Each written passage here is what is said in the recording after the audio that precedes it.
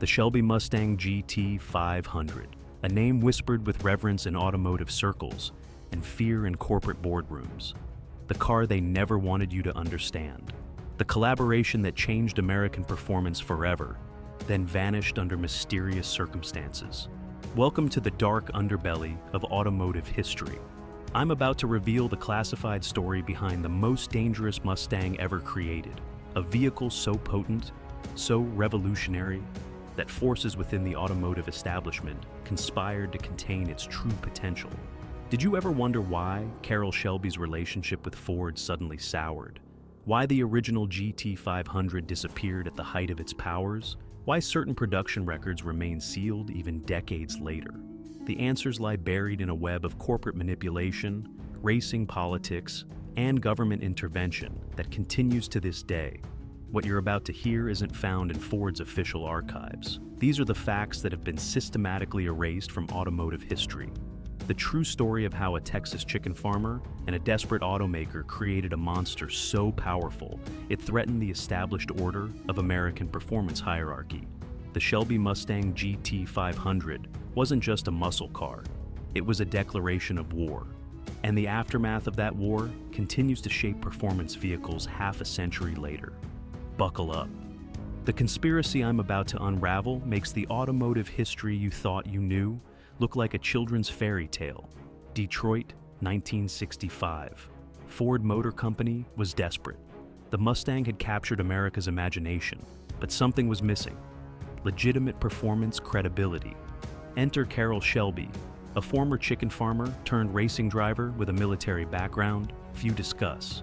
What most don't know is that Shelby's racing experience was only part of why Ford sought him out. Declassified documents reveal Shelby's connections to defense contractors through his Air Force days. His understanding of aircraft engine power-to-weight ratios wasn't just racing knowledge, it was military technology expertise that Ford coveted. The GT500 wasn't born from normal performance development. It emerged from what insiders called Project Serpent, a classified program to create not just a sports car, but a psychological weapon in the automotive arms race. What few realize is that the Ford-Shelby collaboration was nearly rejected by Ford's board of directors. Internal memos show serious concerns about the uncontrollable performance characteristics Shelby demanded. Only when Lee Iacocca personally guaranteed the project did it move forward, but with secret restrictions that would later become apparent. January 1967. While the public saw the unveiling of a muscle car, industry insiders recognized something far more significant. The GT500 represented a fundamental power shift in American performance, one that threatened General Motors' dominance and sent Chrysler engineers into emergency development sessions. But here's what the history books omit. Shelby's original design specifications were dramatically different from what reached production. His engineering notes, which I've obtained from a former Shelby American employee, reveal a vehicle capable of performance that would embarrass supercars even by today's standards. The question that has haunted automotive historians for decades: why did Ford systematically restrain Shelby's vision? The answer lies in what happened next, and the powers that moved to contain a vehicle too dangerous to exist in its intended form. The Shelby GT500 specifications weren't just impressive, they were classified. At its core, the legendary 428 cubic inch police interceptor V8. But what left the factory was a neutered version of what Shelby designed, the official numbers: 355 horsepower at 5,400 RPM and 420 pound-feet of torque. The reality? Dynamometer sheets from Shelby's personal files show production engines making over 410 horsepower before tuning. Competition-prepared versions exceeded 475 horsepower, numbers Ford deliberately suppressed on insurance documentation. Why the deception? Internal Ford communications reveal the truth. Marketing the GT500's actual performance would have triggered insurance regulations that could have killed the entire Mustang program. Most telling was the engine architecture: 4.13-inch bore and 3.9 8-inch stroke. Compression ratio: a skull-crushing 10.5:1. Topped with a dual-quad 750 CFM Holley carburetor setup that drinking premium fuel at a rate that alarmed petroleum industry executives. What terrified competitors wasn't just the raw power, it was how the GT500 delivered it. The specially reinforced C6 transmission and 9-inch rear with 31 spline axles created a drivetrain capable of handling forces that would shatter other muscle cars. These weren't just specifications, they were declarations of engineering warfare. The most damning evidence of suppression? The GT500's factory-installed rev limiter, a device Shelby fought against, but Ford executives secretly mandated. Documents from a former Ford engineer confirm the truth. Without this limiter, the GT500 was capable of performance that would have forced government intervention across the entire industry. The GT500's domination was short-lived, too short. By late 1969, Ford executives were meeting behind closed doors with insurance industry representatives. The decision they reached would alter automotive history forever. The sudden dissolution of the Shelby-Ford partnership wasn't business as usual, it was strategic elimination. Insurance companies had quietly designated the GT500 as unacceptable risk classification, a move that insiders claim was orchestrated by competitors unable to match its performance.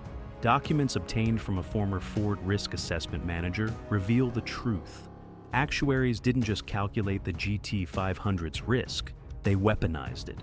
Carroll Shelby didn't simply move on from Ford, he was systematically pushed out. When Shelby demanded to release a more powerful GT500 variant for 1970, Ford executives abruptly terminated discussions. Why? Because emissions regulators had privately warned that such a vehicle would trigger comprehensive restrictions on all American manufacturers. Most telling was the curious timing of the GT500's disappearance, precisely when Japanese manufacturers began their serious push into the American market. Coincidence? Industry analysts from the period noted the suspicious correlation between the GT500's demise and emerging trade agreements. By 1970, the true GT500 was dead, replaced by a cosmetic shadow of itself. The last authentic Shelby Mustangs were now collector items rather than production vehicles. The revolution had been contained not by marketplace failure, but by deliberate corporate and regulatory strangulation. Internal Ford documents marked executive only suggest the conclusion is inescapable. The GT500's death wasn't about declining sales or changing markets. It represented a coordinated effort to eliminate a vehicle that had become too powerful, too iconic, and too dangerous to the established automotive hierarchy. When Shelby GT500s hit the track, the record books weren't just rewritten, they were classified. The 1967 touring car season wasn't competition, it was annihilation. Ford's public relations department worked overtime, not to promote victories, but to downplay their margin of dominance. The statistics that survived tell only part of the story. GT500-based race machines claimed 23 victories in sanctioned events during the 1967-68 seasons. But racing journalists of the era documented numerous exhibition wins that mysteriously disappeared from official records. Races where Shelby's creations embarrassed purpose-built competitors so thoroughly that sponsors threatened withdrawal. Most revealing was the 1968 SCCA amendment that created new weight penalties for vehicles with engines exceeding 7.0 liters. This wasn't coincidence, it was targeted legislation. Internal SCCA memos, leaked by a former official, confirm what racers already knew. The rule existed solely to handicap the GT500.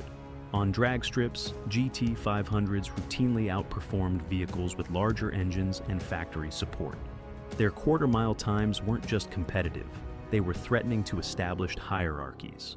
A former NHRA technical inspector has confirmed that Shelby vehicles were subjected to unusually frequent and rigorous inspections.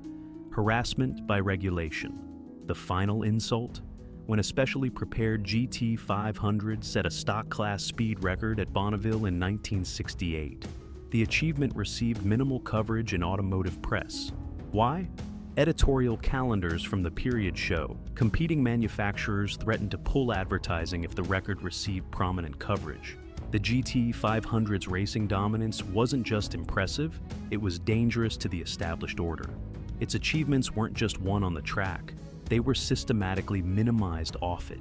The Shelby GT500 today isn't just an automobile, it's automotive mythology. Original examples command prices that defy conventional valuation models. A documented 1967 GT500 Super Snake sold for $2.2 million. Not for its appearance, but for what it represents. Performance freedom that no longer exists. Why such astronomical values? Engineered scarcity. Of the 3,750 GT500s produced from 1967 to 1970, experts estimate fewer than 1,000 authentic examples remain. But here's the collector world's darkest secret. An unknown number of GT500s aren't accounted for in any registry. Most intriguing are reports of terminal production GT500s, a rumored batch of completed vehicles from 1970 that never received official VINs because of the Ford-Shelby split. Ford categorically denies their existence, yet collectors quietly pay seven-figure sums for vehicles with sequential Shelby numbers outside known production sequences. The GT500's value continues to explode, not just because of performance or rarity, but because each surviving example represents automotive freedom that powerful interests tried to eliminate and failed. These aren't just cars, they're artifacts from an era of performance that regulatory forces ensure will never return. Ford reintroduced the Shelby GT500 name in 2007, but industry engineers understand the reality. Today's versions share little with Carroll's original vision. The modern GT500 is marketing brilliance draped over carefully managed performance. What Ford executives refuse to discuss is how their engineering teams still reference original GT500 blueprints for inspiration. Sources inside Dearborn confirm that development teams maintain a dedicated Shelby archive that contains the original, unaltered specifications. Documentation is considered too explosive for public archives. Most revealing is the curious performance positioning in modern muscle cars. Despite monumental technological advancements, factory horsepower ratings maintain remarkably consistent relationships to competitor offerings, just as they did in 1967. Internal documents suggest an industry-wide understanding. Maintain the established performance order, regardless of technical capability. The original GT500's DNA survives in unexpected places. Transmission engineers study its clutch design. Suspension specialists reference its weight distribution. Even hybrid developers examine its power delivery characteristics. The Shelby GT500 wasn't just ahead of its time. It established performance parameters that modern vehicles still reference, but dare not exceed in their original, unfiltered form. Not because they can't, but because the consequences of such disruption remain too severe to risk. The spirit of Carroll Shelby's creation doesn't live in corporate marketing. It survives in the underground tuning community, where enthusiasts still pursue what the original GT500 promised: performance without compromise, freedom without limitation, power without apology. The Shelby Mustang GT500 wasn't just an automobile. It was a declaration of mechanical warfare cast in steel and wrapped in fiberglass. What we've uncovered today barely scratches the surface of America's most influential muscle car, a vehicle whose true potential remains actively suppressed even 5 decades after its creation.